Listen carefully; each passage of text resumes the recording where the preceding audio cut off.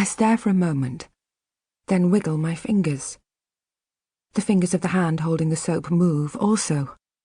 I gasp, and the soap thuds into the sink. I look at the mirror. The face I see looking back at me is not my own. The hair has no volume and is cut much shorter than I wear it. The skin on the cheeks and under the chin sags. The lips are thin. The mouth turned down. I cry out, a wordless gasp that would turn into a shriek of shock were I to let it, and then notice the eyes. The skin around them is lined, yes, but despite everything else, I can see that they are mine. The person in the mirror is me. But I'm 20 years too old. 25. More. This isn't possible. Beginning to shake, I grip the edge of the sink. Another scream starts to rise in my chest, and this one erupts as a strangled gasp. I step back away from the mirror, and it is then that I see them. Photographs, taped to the wall, to the mirror itself, pictures, interspersed with yellow pieces of gummed paper, felt-tip notes, damp and curling. I choose one at random. Christine, it says, and an arrow points to a photograph of me. This new me, this old me, in which I'm sitting on a bench on a quayside next to a man. The name seems familiar, but only distantly so, as if I am having to make an effort to believe that it is mine. In the photograph we're both smiling at the camera, holding hands. He is handsome, attractive, and when I look closely I can see that it is the same man I slept with, the one I left in the bed. The word Ben is written beneath it, and next to it, your husband. I gasp and rip it off the wall. No, I think, no, it can't be. I scan the rest of the pictures. They are all of me, and him. In one I'm wearing an ugly dress and unwrapping a present.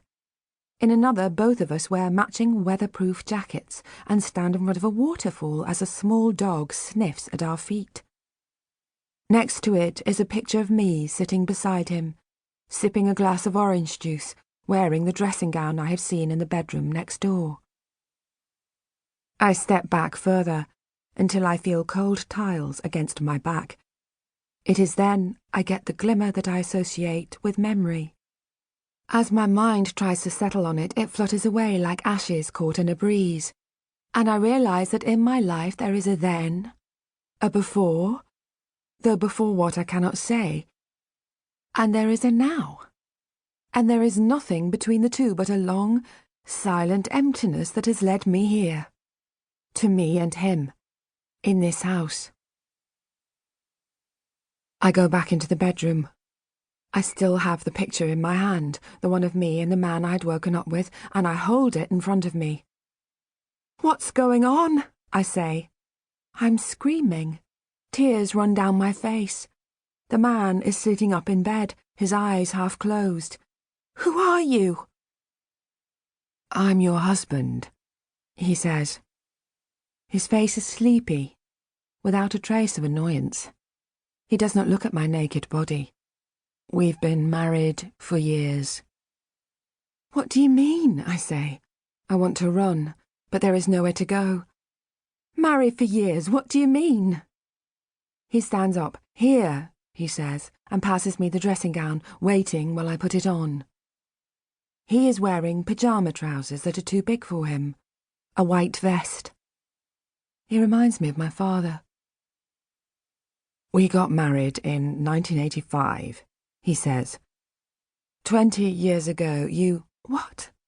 I feel the blood drain from my face, the room begin to spin. A clock ticks somewhere in the house and it sounds as loud as a hammer. But, he takes a step towards me. How? Christine, you're 47 now, he says. I look at him, this stranger who is smiling at me. I don't want to believe him, don't want even to hear what he's saying, but he carries on.